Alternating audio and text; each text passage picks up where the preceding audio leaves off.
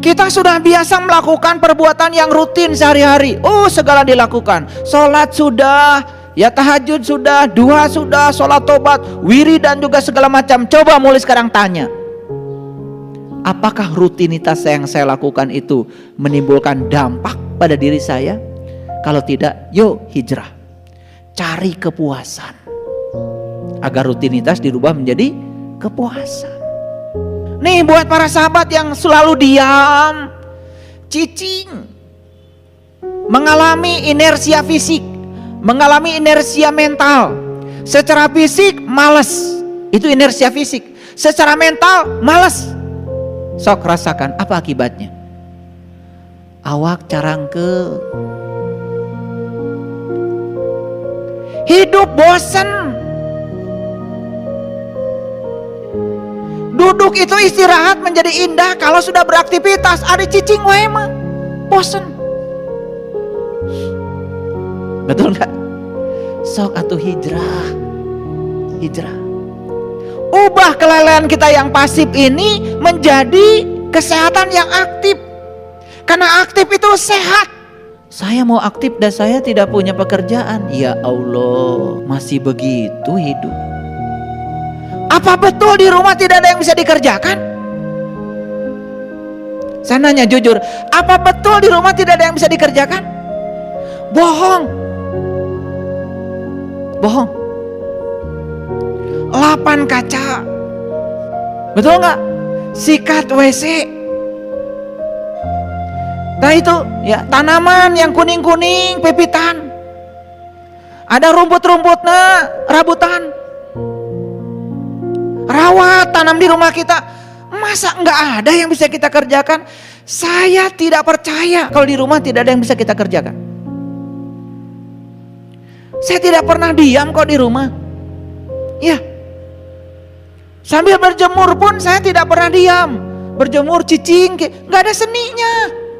Sambil berjemur itu lah, apa aja tanaman, apa ya, dikasih pupuk, apa saja yang tidak indah dibawa cutter kemudian dipotong-potong yang kuning-kuningnya. Bisa, jemurnya dapat, kemudian tanaman juga bahagia. Ini masalah kita sebetulnya. Mau hijrah enggak? Mau diam terus dalam inersia fisik? Mau diam terus dalam inersia mental?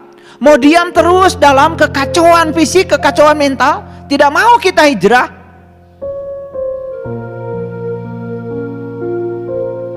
Itu.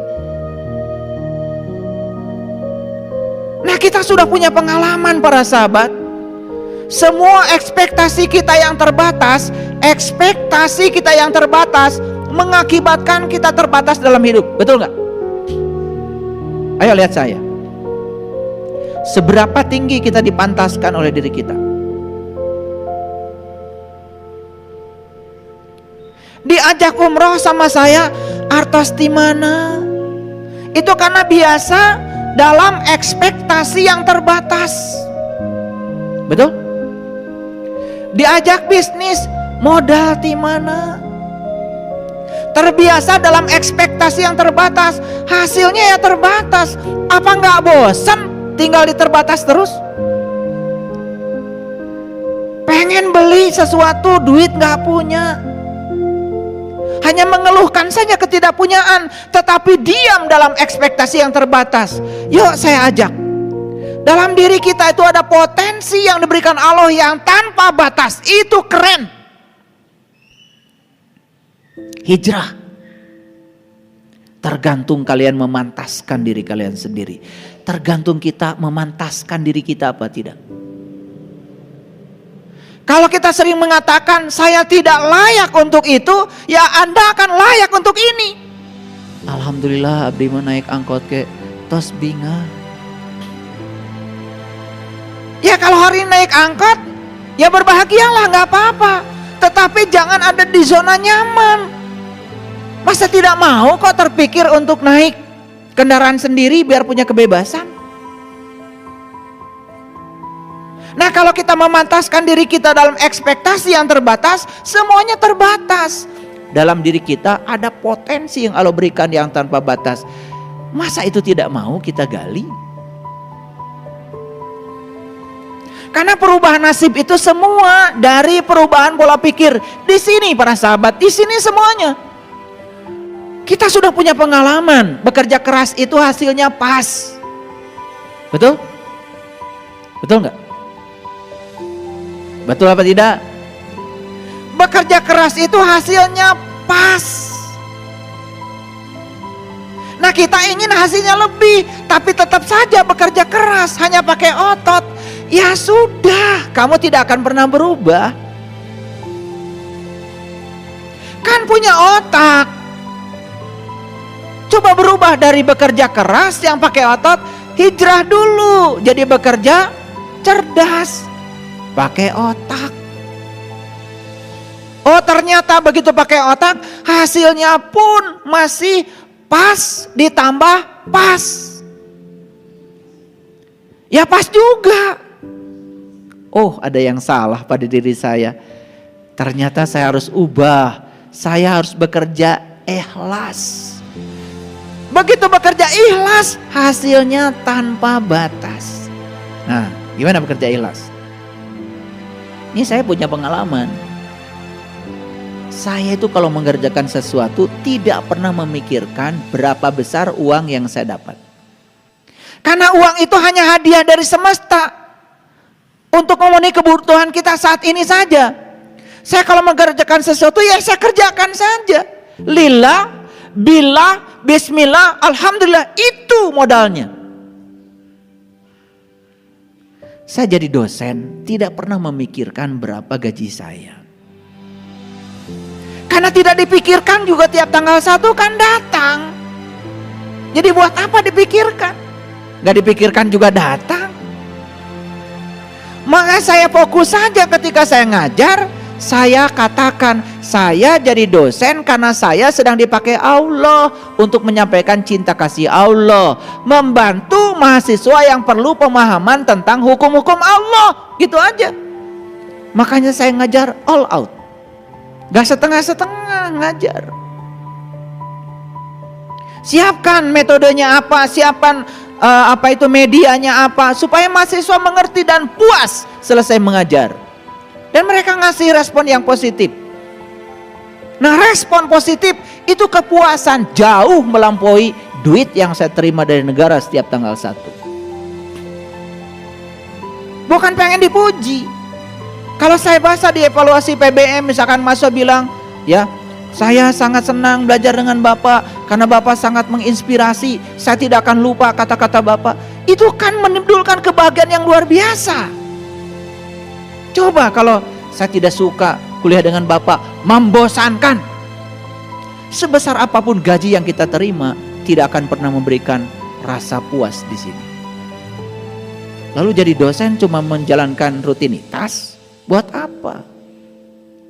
Kan kita harus hijrah. Makanya sebelum hijrah bekal utamanya apa? Iman. Keren banget. Orang yang mengaku beriman tetapi bukan iman beneran, saya pastikan gak akan bisa hijrah. Karena bekal hijrah itu adalah iman. Yuk lihat saya semua. Iman cukup? Gak cukup. Harus ada hijrah. Jadi kita sudah punya pola. Kalau begini metode saya hasilnya segini. Kalau saya ingin memperoleh hasil yang lebih, berarti kan harus diubah polanya, betul? Nih, pernah gak berpikir gimana caranya hasilnya banyak tetapi usahanya sedikit saja? Pernah gak mikir gitu? Pernah gak? Kalau saya selalu mikir, saya makin tua, usia saya makin tua, tidak bisa dilawan tuh hukum alam, kan itu perubahan. Otomatis dong, apakah fisik saya makin lemah? Pasti. Sedangkan kebutuhan uang saya makin tua, makin besar. Berarti saya semakin tua, saya harus semakin tahu cara mencari uang. Sedikit saja langkahnya, tapi duitnya gede. Kumaha ta? Kan ada tantangan tuh dibuat oleh kita. Betul nggak? Gitu.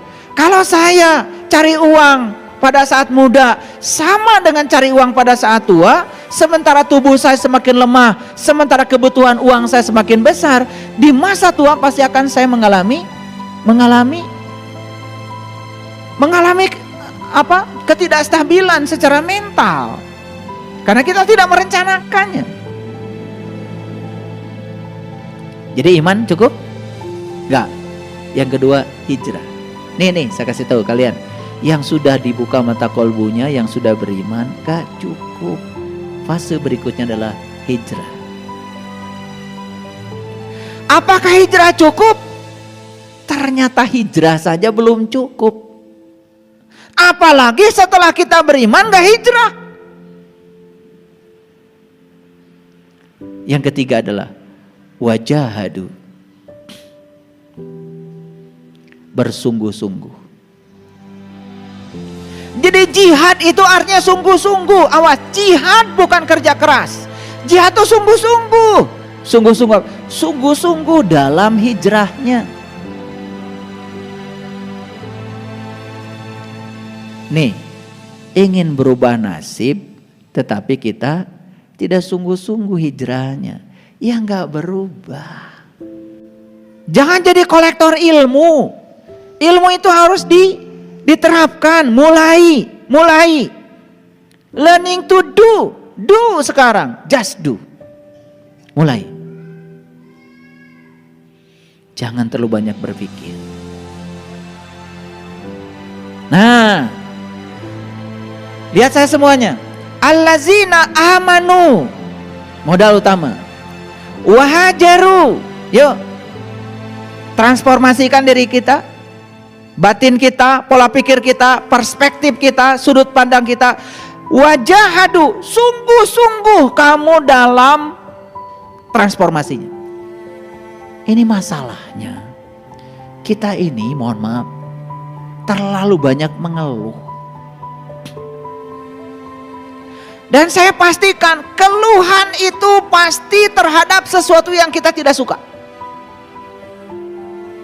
Ulangi, tidak ada yang mengeluh karena suaminya gajinya besar. Ada murid saya datang ke rumah, saya guru mau curhat. Kenapa? Ini saya bingung, suami saya gajinya besar sekali. Terus gimana? Saya juga bingung belanjanya karena duit saya banyak sekali. Saya belum pernah dapat keluhan begitu. Keluhan itu pasti menceritakan sesuatu yang kamu gak suka. Betul? Nah, jadi kalau kita hari ini masih mengeluh, itu tanda bahwa kamu masih punya kebencian. Karena benci selalu untuk yang kamu tidak suka. Dan senang pasti untuk sesuatu yang kamu suka. Betul gak? Tidak ada orang benci pada hal yang menyenangkan. Betul nggak? Iya. Gimana kemarin piknik dari Bali? Benci sekali saya. Sebab di sana saya kok jadi rileks. Di sana saya jalan-jalan, saya jadi tahu, saya jadi punya banyak pengalaman. Saya benci, ada nggak? Nggak ada. Benci itu pasti terhadap sesuatu yang kamu tidak suka.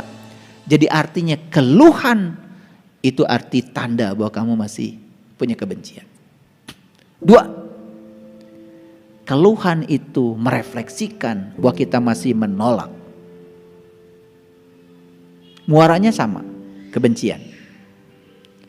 Jadi kalau orang masih ngeluh ini, curhat ini, sebetulnya sederhana. Dalam dirimu masih ada kebencian. Itu aja. Da abdi mah teu ngewa ka sasaha oge. Iya, tapi kamu masih mengeluh. Itu benci. Makanya saya sering mengatakan, apa yang kamu katakan, apa yang kamu pikirkan, apa yang kamu lakukan, itu doamu yang sebenarnya. Saya mau nanya, kalau mengeluh pakai apa? Pakai kaki, pakai tangan, apa pakai mulut? Pakai apa? Doa. Jadi ketika kita mengeluhkan pakai mulut itu berarti kalian sedang doa supaya semua yang dikeluhkan terjadi terus menerus. Nih saya kasih tahu, kalian mengeluhkan penyakit yang sedang kalian derita ke banyak orang. Doa bukan? Moal cager. Satu-satunya cara ketika kita sedang ada penyakit, satu, yang paling utama, yang paling awal di depan adalah terima dulu. Upayakan kita bisa menerima. Gimana caranya? Luaskan pemahaman kita. Satu, oh tubuh saya sedang berbicara kepada saya.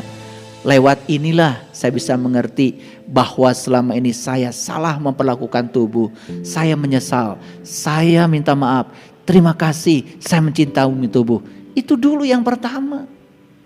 Kalau dari awal kita sudah resisten, dari awal kita sudah menolak, maka kita tidak akan punya kesadaran untuk memahami pesan apa yang sedang terjadi pada diri saya. Pesannya tidak akan tertangkap. Yang kedua, saya sudah berobat, tetapi ternyata upaya saya selama ini tidak menimbulkan kesembuhan saya. Oh, jangan-jangan ada bawaan karma saya dari kehidupan yang dulu. Karena kesadaran terakhir saya meninggal menjadi kesadaran awal saat saya datang ke sini. Saya mau berupaya memperbaiki alam bawah sadar saya. Ada apa dengan alam bawah sadar saya? Lakukan lagi. Sehingga kita jadi pinter. Sakit memang, tapi jadi pinter. Ditempeleng memang pipi saya, tapi saya jadi tahu cara sholat khusyuk. Hadiahnya adalah tempeleng. Dan kalau saya tidak ditempeleng sama guru saya dulu, saya nggak mikir. Saya mungkin saja sholatnya seperti guru saya. Iya. Saya di rumah, barudak, awaslah gandeng ya. Bade sholat. Ini gagah. Sama seperti kalian, mau puasa bikin spanduk, hormati yang berpuasa. Ya tanu eling nu mana?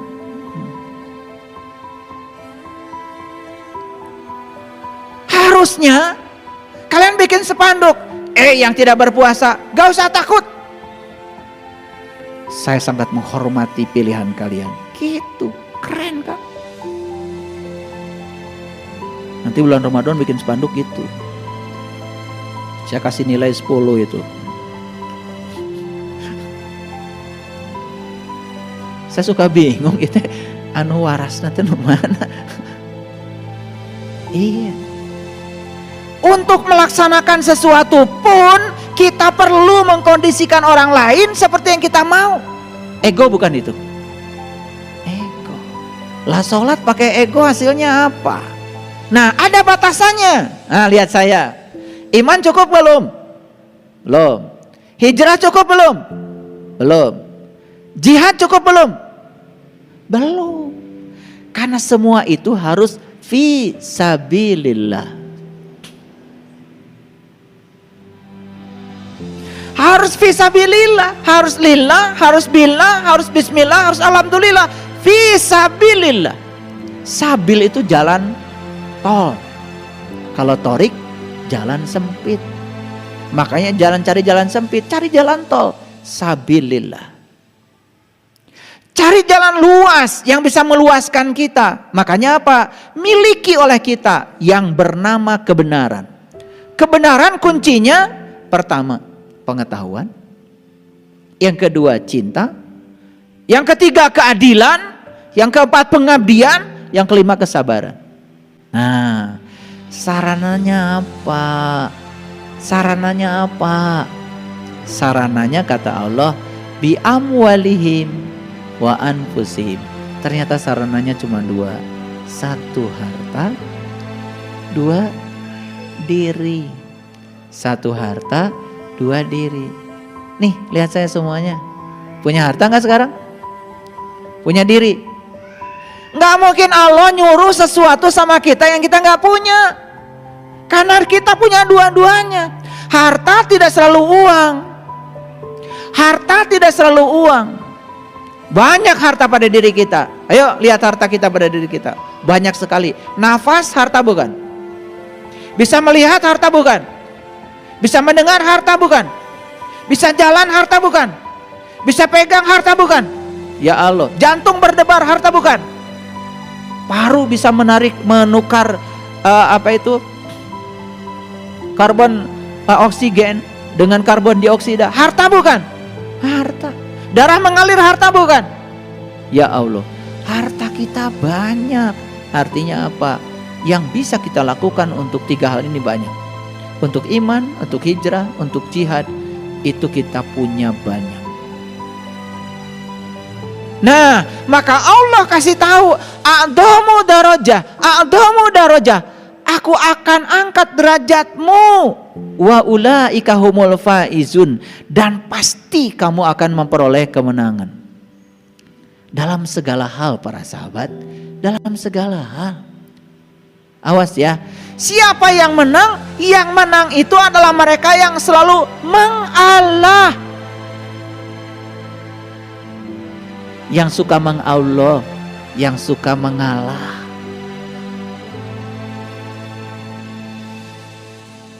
Makanya mengalah tuh luar biasa bahasa itu. Mengalah. Ternyata kalau kita bacanya pelan-pelan kan jadi mengalah. Makanya kalau kita mengalah dalam konteks mengallah, disitulah faizun itu turun. Disitulah kemenangan akan datang. Gitu. Hari ini kita sudah memperoleh kesimpulan. Jadi hijrah yang harus kita lakukan sekarang adalah transformasi batin yang menyebabkan pola pikir kita, perspektif kita terhadap kehidupan menjadi positif. Tidak ada benar salah, tidak ada baik buruk. Semua yang terjadi, terjadilah. Perubahan ada 2. Satu, perubahan yang bersifat alami, itu tidak akan bisa ditolak. Yang kedua, perubahan yang bisa kita lakukan prosesnya oleh kita sendiri. Perubahan yang bersifat alami, biarkan saja. Karena saat kita membiarkannya, tidak menolaknya, tidak menghujatnya, tidak menghukumnya, tidak mengomentarinya, berarti kita tahu bahwa sebetulnya membiarkan berarti sadar di balik semua peristiwa ada sang kehadiran, ada sang keberadaan yang maha pengasih, yang maha penyayang. Tidak ada satupun di semesta ini yang bukan karena cinta kasih. Apakah menua itu merupakan cinta kasih Allah? Buktikan. Jangan suka ngomong aja, buktikan. Menua itu adalah cinta kasih Allah. Buktikan. Ketika kita menua secara fisik, ada kesadaran dalam diri kita. Duh, kalau saya juga menua secara mental, kalau saya melemah secara fisik, kemudian saya melemah juga secara mental, apa jadinya ya saya? Maka biarkan fisik ini menua karena itu alami, tetapi ada yang bisa dihijrahkan oleh kita. Saya tidak mau menua secara mental. Saya tidak mau menua secara spiritual. Jiwa saya harus kuat, jiwa saya harus kokoh. Biarkan fisik menua, tetapi kebijaksanaan saya mulai muncul. Kesadaran saya mulai muncul. Kan keren. Itu namanya kita bisa membuktikan bahwa menua itu adalah cinta kasih Allah. Kan yang dibutuhkan oleh kita cuma satu, selalu sadar bahwa tidak ada yang terjadi di semesta ini yang bukan karena kehadirannya. Sadar semua yang terjadi di semesta karena cinta kasihnya. Itu saja yang kita selalu sadari, itu sudah sangat luar biasa.